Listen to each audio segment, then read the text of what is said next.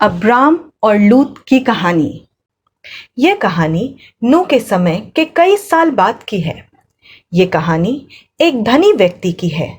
उसका नाम अब्राम था, जिसे परमेश्वर ने आगे चलकर अब्राहम कहा और उसकी पत्नी सारे को सारा नाम दिया।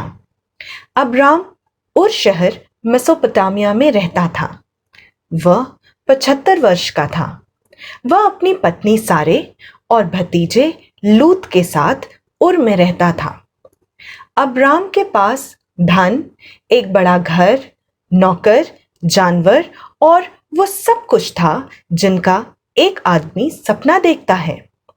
लेकिन उसके जीवन का एकमात्र दुख यह था कि उसकी और उसकी पत्नी सारे की कोई संतान न थी। अब्राम परमेश्वर का सच्चा भक्त था। उसने दिन रात परमेश्वर की आराधना शुद्ध मन से की और परमेश्वर भी उसकी भक्ति से बहुत खुश थे। एक दिन परमेश्वर ने अब्राम से कहा, मैं चाहता हूं कि तू इस देश और अपने कुटुंबियों और अपने पिता के घर को छोड़कर उस देश में चला जा जो मैं तुझे दिखाऊंगा, और मैं तुझसे एक बड़ी जाति बनाऊंगा और तुझे आशीष दूंगा और तेरा नाम महान करूंगा, और तू आशीष का मूल होगा। जो तुझे आशीष दे उन्हें मैं आशीष दूंगा, और जो तुझे कोसेगा उन्हें मैं शाप दूंगा। अब्राम ने खुशी के साथ परमेश्वर के निर्देशों का पालन किया और अपनी पत्नी तथा अपने भतीजे, अपने जानवरों और जो कुछ भी धन उसने अपने पास जमा किया था उसे लेकर उसने अपने शहर को छोड़ दिया। परमेश्वर के मार्गदर्शन के अनुसार वो कनान की ओर चल दिए। लंबी दूरी की यात्रा करने के बाद वे कनान पहुंचे। उन्होंने कनान देश में शकेम के नगर और मोरे के बड़े पेड़ तक यात्रा की। उस समय कनानी लोग उस देश में रहते थे। फिर परमेश्वर अब्राम के सामने आए और उस स्थान पर रहने के लिए कहा। उन्होंने कहा, अब्राम, मैं ये देश तुम्हारे वंशजों को दूंगा। फिर अब्राम ने जिस जगह पर परमेश्वर प्रकट हुए थे उस जगह पर एक वेदी बनाई ताकि वहां परमेश्वर की उपासना हो। तब अब्राम ने उस जगह को छोड़ा और बेतेल नगर जो पश्चिम में था उसके पूर्व पहाड़ों तक यात्रा की। अब्राम ने वहां अपना तंबू लगाया।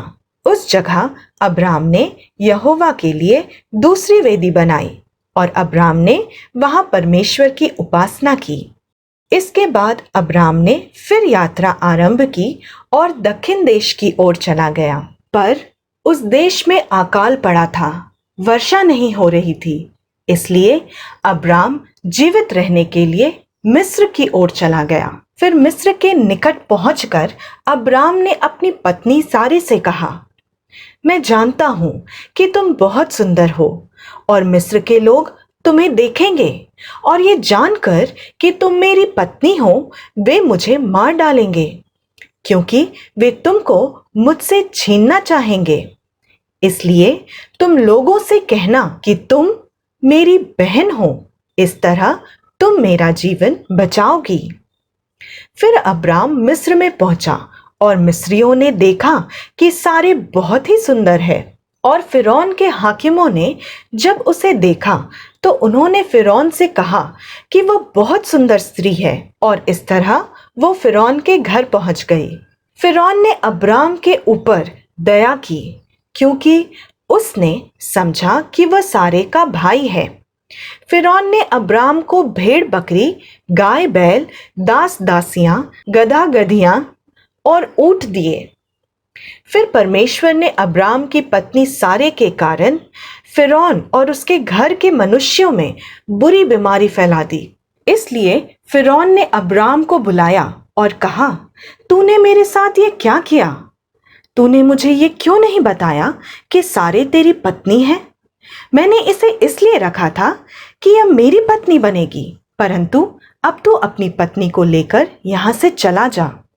तब फिरौन ने अपने आदमियों को आज्ञा दी कि वे अब्राम को मिस्र के बाहर पहुंचा दें, और वे सभी चीजें अपने साथ ले गया जो उनकी थी। तब अब्राम अपनी पत्नी, अपनी सारी धन संपत्ति और लूत को लेकर मिस्र छोड़कर कनान देश के दक्षिण में चला गया। उस समय अब्राम बहुत धनी था। उसके पास बहुत से जानवर, बहुत सा सोना और चांदी था, और वो दक्षिण देश से चलकर बेतेल के पास उसी स्थान पर पहुंचा जहां उसने पहले तंबू और वेदी बनाई थी, और फिर वहां अब्राम ने प्रार्थना की। लूत को भी धन की प्राप्ति हुई। उसके पास जानवरों और नौकरों का एक अलग समूह था। एक दिन अब्राम के चरवाहों और लूत के चरवाहों में झगड़ा हुआ। तब अब्राम ने लूत से कहा कि हम लोग भाई बंधु हैं, और मेरे और तेरे बीच या मेरे चरवाहे या तेरे चरवाहों के बीच झगड़ा ना हो, इसलिए हम अलग हो जाए। अगर तू दाएं जाएगा तो मैं बाएं जाऊंगा, या तू बाएं जाएगा तो मैं दाएं जाऊंगा। फिर लूत ने देखा कि सदोम और अमोरा के शहरों के पास यरदन के मैदान अच्छी तरह से पानी से भरे और उपजाऊ थे, इसलिए उसने उस जमीन को चुना। जल्द ही वह उस स्थान पर चला गया और सदोम के पास अपने तंबू को लगा दिया। पर सदोम के लोग बहुत दुष्ट और पापी थे। हालांकि लूत ने इस चीज की परवाह नहीं की।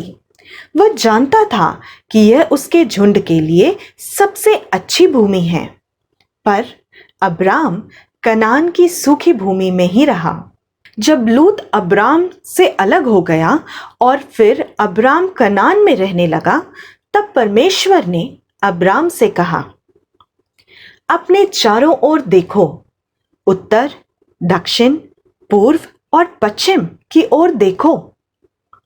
यह सारी भूमि जिसे तुम देखते हो, मैं तुम्हें और तुम्हारे बाद जो तुम्हारे लोग रहेंगे उनको देता हूं।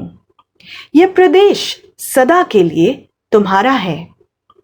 मैं तुम्हारे लोगों को पृथ्वी के कणों के समान अनगिनत बनाऊंगा। अगर कोई व्यक्ति पृथ्वी के कणों को गिन सके तो वो तुम्हारे लोगों को भी गिन सकेगा। इसलिए जाओ, अपनी भूमि पर चलो, मैं इसे अब तुम्हें देता हूं। फिर अब्राम ने अपना तंबू हटाया और ममरे के बड़े पेड़ों के बीच, जो हेब्रोन नगर में था, रहने लगा। उस जगह पर भी अब्राम ने एक वेदी यहोवा की उपासना के लिए बनाई। तो ये थी अब्राहम और लूत की कहानी। ये कहानी हमें बाइबल की पहली पुस्तक उत्पत्ति के 12वें और 13वें अध्याय में मिलती है। तो आइए देखते हैं कि इस कहानी से हमें क्या सीखने को मिलता है। ये कहानी हमें अब्राम के स्वभाव के बारे में बताती है। वो चाहता तो लूत को अपने बड़े होने का अधिकार दिखा सकता था, उससे लड़ सकता था, पर उसने ऐसा नहीं किया, और उसने इसका समाधान शांति और प्रेम से निकाला। और बाइबल भी हमें ये बताती है कि धन्य हैं वे जो शांति के काम करते हैं, क्योंकि वे परमेश्वर के पुत्र कहलाएंगे। यही एक सच्चे ईसाई होने की विशेषता है। तो जिंदगी में चाहे जैसी परिस्थिति आए, हमें उसका समाधान शांति और प्रेम से निकालना चाहिए। दूसरी शिक्षा, अब्राम ने अपने चरवाहों और लूत के चरवाहों के झगड़े को समाप्त करने के लिए कोमल शब्दों का इस्तेमाल किया। उसने कहा कि हम लोग भाई बंधु हैं, और पहला मौका लूत को दिया ताकि वो अपने लिए सर्वश्रेष्ठ भूमि ले सके। यहाँ पर अब्राम के सब्र से उसे लाभ ही हुआ, और परमेश्वर ने उसे जहां तक उसकी नजर जाए वहां तक की सारी भूमि उसे और उसके आने वाली पीढ़ी को दे दी। परमेश्वर के तरीके इस दुनिया के तरीके से अलग हैं, और वह उन लोगों को आशीर्वाद देंगे जो उनका अनुसरण करते हैं, जैसे उन्होंने अब्राम को दिया। बाइबल से ऐसी और कहानियां सुनने के लिए हमारे चैनल से जुड़े रहें और हमारे चैनल को ज़रूर सब्सक्राइब करें। Thank you. जय मसीह की।